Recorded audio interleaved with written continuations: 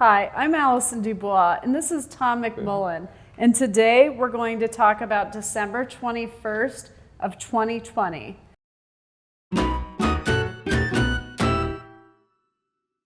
So Tom, there's some pretty cosmically big things coming up for us. Yes. And you're going to sum up what all the astrologers seem to be talking about, this date of December 21st, 2020, and how you might see it. Yes, so we're going to talk about two planets that have decided to come together. They're the planet Saturn, which rules restriction, limitations, and rules of life. And then Jupiter, which does the opposite. It expands and adds to something that it's involved in. They're coming together. So when those two planets come together in a sign, it changes the energy with the sign, and it's going into Aquarius. Now, to be honest with you, they go into a sign like every 20 years, okay? They conjoin and oppose every 20 years. And so in 1980, they were conjoined. In 1990, they were opposing. And then in 2000, they were conjoined, and then they were opposition. So now we're in 2020, so they're conjoining again, okay? Aren't we all tired of contractions by now? But That's a lot. for the last 200 years, their conjunctions and this dance they've been doing was always in one particular element. So from 1802 to present, they were always in the earth signs, okay? So what's happening now, 200 years later, is that now they will switch into the air signs for the next 200 years, starting with Aquarius, going to Gemini, and then Libra. So that's very significant because it changes the entire energy of a 200-year period of what it means when those two come together. That's a big deal. It's a big deal. And that's why the astrologers are talking about it, because it's the end of a 200. And again, if you look at our country in 1802, and it was all in earth signs, how have we developed in the last 200 years? Construction. Just building this country. We built this country, and then we built our economic system and our capitalistic system that we have today. Money and land has been everything, you see. And so now that's sort of, not that it comes to an end, but it's going to change drastically into an air quality. And air is intellect, innovation, especially in Aquarius, and communication. So this changes. This is where we really get into the AI of things, you know, the innovation, robotics, and the detachment. Instead of the earth grounding us, we're in this upper level of our intellect and mindset of our future. And this is where I'm hoping I'm finally going to get to see my flying car from the Jetsons. I hope you get that flying car. Yes, that would be wonderful. And the maid, Rosie. Oh, Rosie, well, there you go. There's Rosie. See, the Jetsons were way ahead of their time. They were. Yes. So Jupiter represents travel also. It represents travel. And it's been in restrictive Capricorn. For how long has it been in restrictive Capricorn? Well, it's been in Capricorn for this last year. Okay, and it was very restrictive travel. And Jupiter doesn't like being in the sign of Capricorn, which is why again, we look at the virus of this year that we were in, and that it expanded something that limited our movement, essentially, and destroyed the travel and industry, essentially. And then it leaves and goes into Aquarius, and Aquarius is an innovative traveler, I guess you would read that as, like travel changing. And again, I think it's more of our mindset. We're moving into the mind part of our development. And so, you know, we talk about Aquarius like being isolationist. Yes. So whatever happens in the political arena that happens during this new election, there'll be people that go, I don't want to be part of this. I'm going off into the woods. I'm going to go buy a cabin. I want to separate from all the stuff we've been going through. People want to isolate themselves. People may want to isolate themselves in different environments, not in corporate buildings anymore, being in their home environment. People may leave the country because they don't want to live with what the new... Aquarius rules computers too. Yes, it does. And if people want to leave the country, I don't really care. I mean, have a safe flight. Well, and again, the whole point is the globalization and innovation is the last several hundred years have put us now into this space with the last 30 years of technology, and that technology will go through the ceiling. But technology is debatable on whether it's good or bad. People have different feelings on that. Well, we talk about, you know, a dependency on technology. So if we're all on one grid and someone switches the switch, you know, that's a huge thing to consider. So, you know, I mean, we move from what we've talked about in terms of wars in conflict being the way they used to be, and it doesn't move into technology where we shut down electrical systems and things like that. That's a frightening thought. I mean, that somebody could flip a switch and all of your, I've said to Joe this before though, if they just shut it down for a couple of days so people could see how they would get through life just for 2 days without it, how lost we'd all be. So the generation that grew up with nothing but technology won't know what to do without it. I mean, you and I will, because we know how to live without it. We all marvel at how great they are at computers. My youngest daughter's always like, Mom, I can't believe you can't get this. And like, she immediately fixes whatever I can't seem to figure out. But our generations can be very helpful to them. Should they not have their technology? Because we know some tricks. We know how to get things done. So I think it's important for all the generations to come together in 2021 and know that we really need each other right now. But shutting the grid down, being from Arizona, air conditioning, are you kidding me? Yeah, I know. That's again, would we move away if that happened? I mean, I would. That's true. That's true. Because my great-grandfather was here in the 1940s before there was air conditioning, and they, go to the public pool to cool off during the day. I mean, it was a different time. But now we have so much AC and resorts. It's just a different world here. Well, you're going to find that Saturn being an Aquarius itself, the planet that rules Capricorn, is now in the sign of change of systems. The freedom, love, and fool. So, and again, in this, Saturn was in Aquarius in the early 30s. And this is when we had, historically... Was that like prohibition? No, it was coming out of the Depression. But wouldn't you say, much like what's happening right now, the Great Depression, for instance, people are being forced to live in ways they never thought they'd have to live. But after the Great Depression, a lot of the people came out of it wiser, more innovative, starting businesses. And I think it did. I mean, I've just been watching something on that time period lately, and it just seemed to really help them to move through the other things that happened in life, like World War II. And it just seemed to make them very strong and have to think outside of the box, and which is what we've had to do. More self-sufficient too. Closer family units, and friends have to rely on one another, which and they don't always like to do. Suburban neighborhoods now, and moving out of cities and these types of things. Well, we look at another time that Saturn was in Aquarius was in the early 60s, and this started giving. We know what started in the early 60s.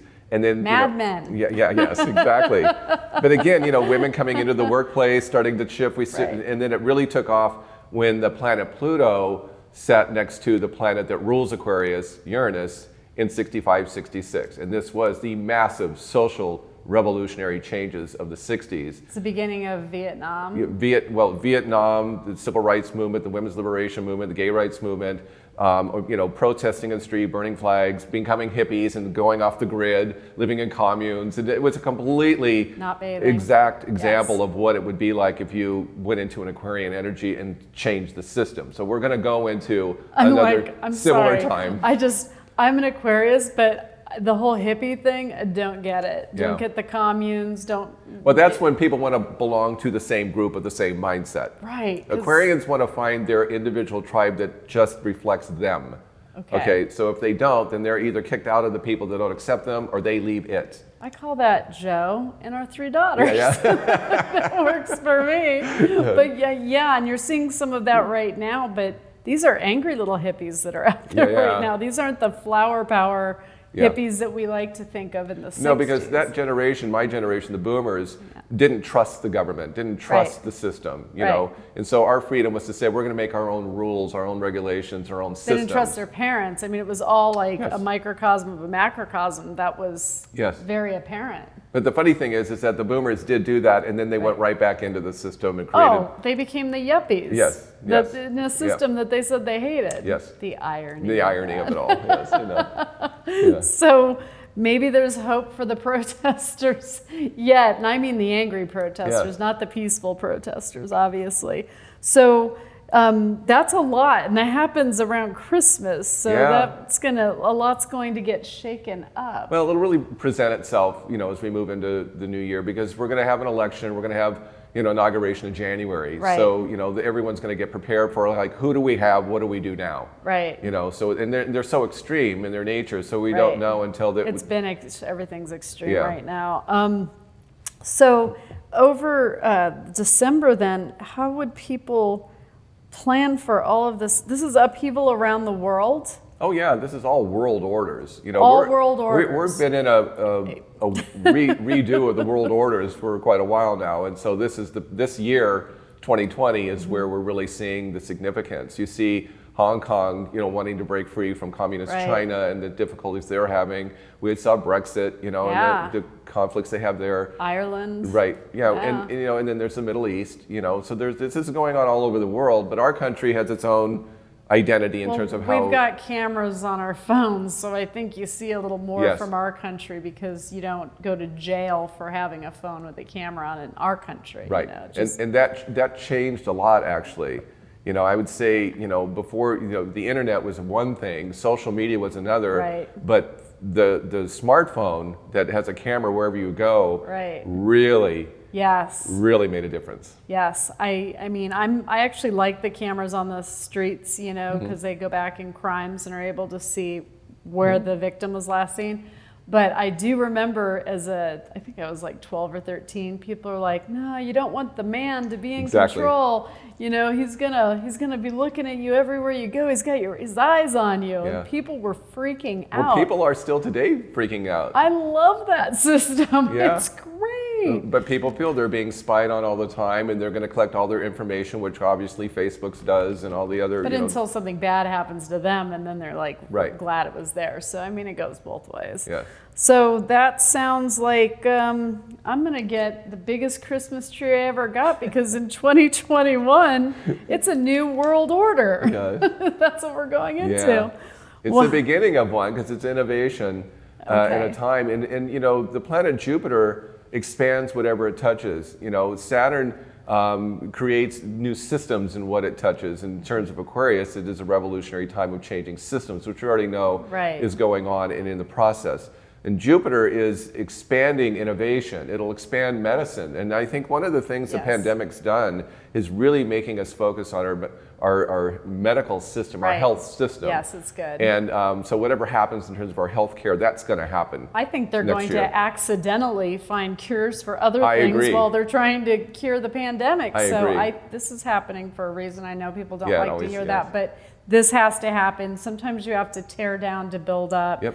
I would also say in Aquarius for 2021 moving forward, I think wars are going to be fought differently. Yeah. I think they're going to be fought through technology. Yeah, I would agree with that, because we already have a hint of it that people talk about. Whether we have airborne viruses and chemical warfare, these types of things, or if we have, someone's trying to shut down our electrical system, as a retaliation, whatever it is. I mean, And then what do we do as a response to that? We need to have a plan going into 2021 just to be not caught off guard. But I think the pandemic has given us a bit of a heads up on other things that may be existing in countries that don't like us, that could be created, maybe they weren't, but that exist. And we want to make sure that we're prepared for anything, so that if it comes in next time, we know how to deal with it. And this has taught us that, the pandemic, I mean, have you ever? I mean, we've never seen this. This is what, it was 100 years ago, the last one, the Spanish flu, is that what it was? And maybe it becomes more frequent, but we're prepared, like you said, or we anticipate these things. The interesting thing in a general way, for 200 years, the energy's been very earthly, very grounded. Planting, farming. And very growing. basic survival. Right. This is a completely different level of survival from a higher consciousness point of view. So for all the New Agers out there, this may be your time as we raise our consciousness all the New Agers, to our humanity. Your crystals out under the moon. Yes, but it is interesting, because it makes us go to our higher thoughts, our better places, rather than to fear our survival at the most primitive levels. Right. And so again, those that want to raise their consciousness is to look at your humanity and not your individual self. Well, and that's all very good advice. And I would say the isolationist part of this is going to be really interesting to watch, because even just being at home for the time that we've been, quarantining, when they opened up the restaurants, we thought we'll go because they have the tables 6 feet apart, and it was fine. And we're there, and there was just this like toddler running around the room, and I thought, I could get this to go, and I could eat it at my house, and she can't come in. Look at that. I think a lot of people are at home realizing how stressful the outside world became, and how we became almost just immune to it. Like we just didn't hear or see. We shut down our senses. I mean, it was just crazy to have that epiphany. I'm like, I like eating at home with Joe. Yeah. It's nice. So a lot of people are going to be at home, and they've learned to cook. Yeah. I learned how to make a lemon cheesecake, peanut butter brownies. I mean, I've been all over the place with these. And it's been great because I never had time to do that. Yeah. Not recently, not in the last 20 years of my life. And it was refreshing, and it was a restart button for me. And I think a lot of people feel that way. It's like, let's start over. Now, what do I want? What do we want to do? Exactly. In the previous video, talking about that, the second half of 2020 is to really focus on what it is you want to do now that changes your life from things you couldn't do before. Yes. So now when you get into 2021, how do you implement that? How do you look at the big system and where we are politically, where we are with our laws and our rules as they change, right. how you can sort of slot yourself into what it is you want to do that gets you what you want in your life. Without dependencies on others to a degree, but also know that you have the freedoms to choose, right. that you can go into a direction you never thought you could go into because it didn't exist before. That's exciting. Yes. So yay, something to look forward to. Well, you heard it here. So I'm Allison DuBois. I'm Tom McMullen. Thank you for joining us. Till next time.